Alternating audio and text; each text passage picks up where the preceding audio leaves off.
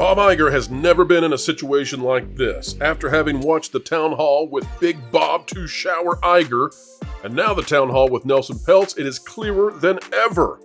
Trian is more than trying to take over Disney.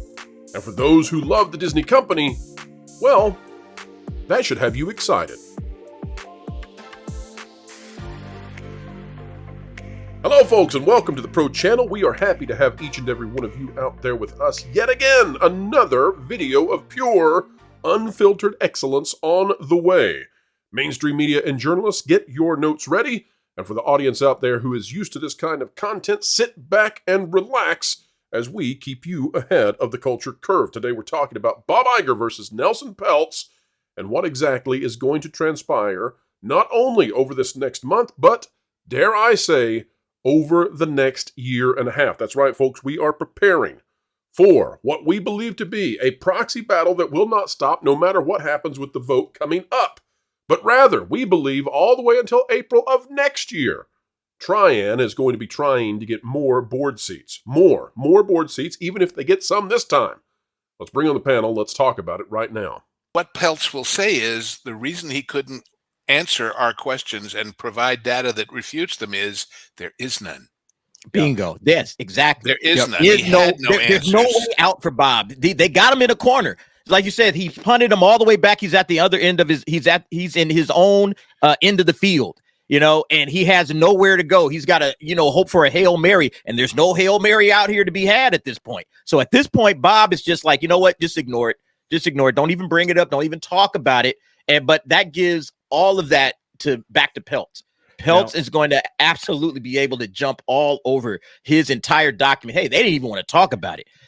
At what point in time does Bob Iger come to the table and address all of these things that we've brought to the table? And we're saying this and this and this and this. Look at everything that we brought out here. We've given you 133 pages, okay, of detailed, deep analysis of what's going on with this company. Bob spoke nothing about that at his town hall, and I knew he wouldn't, because again, he can't afford to do anything that gives more fuel and ammo to Nelson Peltz. He has if no he had answers. addressed any of it, he would have.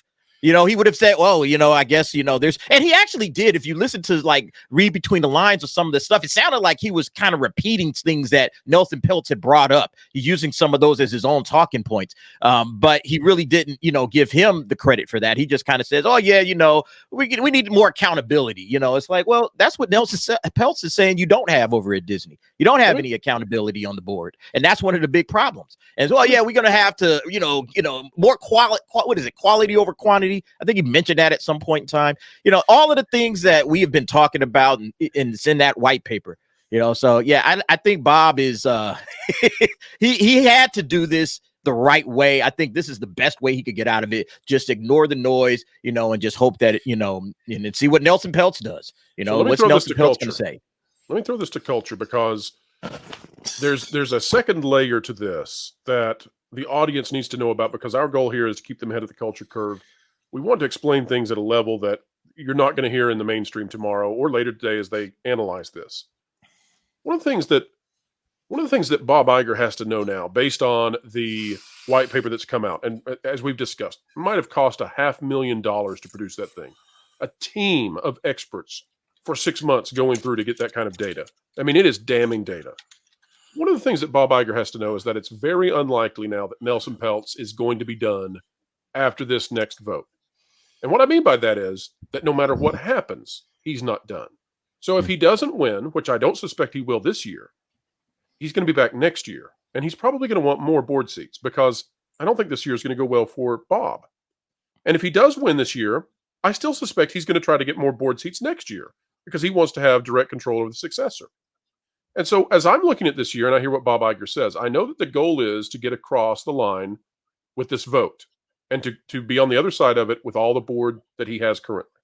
Right. The problem is that by talking about Moana, for example, that is a movie that was a TV show. It's a movie that, as of 5 days ago, did not have a lead actress. They've just signed her. They have 6 months to make it, with a studio that's never made a movie before, with a director who's never made a movie before, without Lin-Manuel Miranda, by the way. So the problem here is that Bob Iger can talk about all of these pie in the sky, pixie dust points. If this doesn't come to fruition this year, and if it's a terrible year, there's no getting rid of Nelson Peltz. He's not going away. So this actually gets worse for Bob Iger. Culture, what's the play if you're Bob Iger? If Nelson Peltz comes out swinging and won't go away, what is the play? I don't know that he has much of one. Really all he can do is look for reinforcements from the people who've been trying to dig him out of this hole over the course of the last 5 months. He doesn't have anything other than maybe to, bring in candidates for the CEO job that Peltz maybe runs a wand over first to make sure that they're going to be good to replace Iger.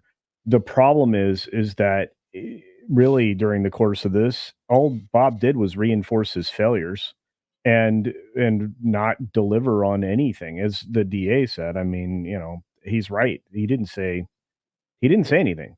Okay, He gave so much of a softball milquetoast set of answers that Peltz is going to destroy him. In fact, Peltz may have to like step it back a little, because when we get to Thursday, he's not only will he have everything that was in the white paper, and as Jonas pointed out, he did kind of crib some of the notes there from that, but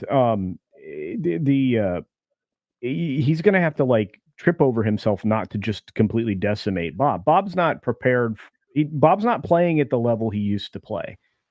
He gives a lot of non-answers to questions, and that's basically what we heard. I don't know. Go ahead, Pro. Okay, so let me prompt the answer to that, Culture, because you're exactly on point. And then I want to have a dialogue about this, and then we need to hit those super chats, because we've got a bunch, and everybody deserves to have their super chat given full attention. Culture, when you say that Bob Iger gave non-answers, I want to explain that in the fullness, and then I want the panel to discuss it. Bob Iger is asked about Capex investments into the parks. So what that means, folks, for those of you who don't speak the business jargon, okay, and it's okay, you're probably better off that you don't. Capex investment talks about building physical things in the parks. Yeah.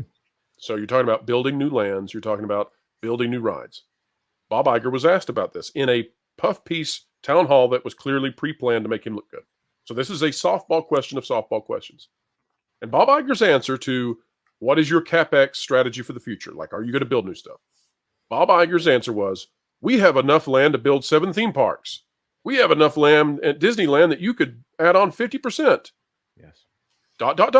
Like, that would be like you asking me, hey, Pro, you own 5 acres over here in this one area. Are you planning to build a house on that 5 acres? And I say, well, I could build 10 houses on those acres. ... I didn't. I mean, I made you believe that I might build 7 theme parks, or I made you believe that I might build houses on that acreage, but I didn't say I was going to at all. Well, Bob Iger just told us how much real estate they own. Folks, I'm here to tell you, we already know how much land they own. Yeah. And I can tell you they're not going to build 7 theme parks. So that was utter nonsense. Guys, what do you think about the non-answers like that? Well, I think that, first of all, the capital expenditures that they've already greenlit or been touting for quite some time right now doesn't even do much more than maintain the parks as they have them. $60 billion over 10 years is not that much money. You have parks that if you look at the one side of the Capex equation, right there. Yeah, well, and that was a terrible waste of Capex. Consider this: they took a perfectly functional, well-beloved attraction and spent tens of millions of dollars on it to redress it with something that will not be able to cater to an audience that is going to want to see this. No. Willy Wonka's septic tank, Rainforest K Adventure, Hobby Lobby, Floral Explosion of Doom. Putting aside the creative issues, it didn't increase their capacity to handle guests by a single person. No, and that's the other problem that they've been running into. I mean, and again, Bob loves to answer questions without giving you an answer, and that's all he does. It's beyond the idea that they can build 7 theme parks, which I don't think they can. I think they can build 7 lands. But let's say that they do look at building out something that we talked about, which is the potential to expand Pandora, right, into other locations. And folks, that is a wrap for today. We hope you enjoyed as always. And if you did, consider clicking the like button, share, subscribe, Click it, stick it to the algorithms. It is the notification bell. Drop a comment down below and let us know, having heard both of the town halls, what has been your assessment? Do you believe that Nelson Peltz is ready to pounce on the House of Mouse and perhaps make it better? Or do you believe that Bob Iger will win the day, not only with this vote, but even with the next one? Folks, until the next one, we wish you this. Keep learning, keep growing, and as always, keep having fun.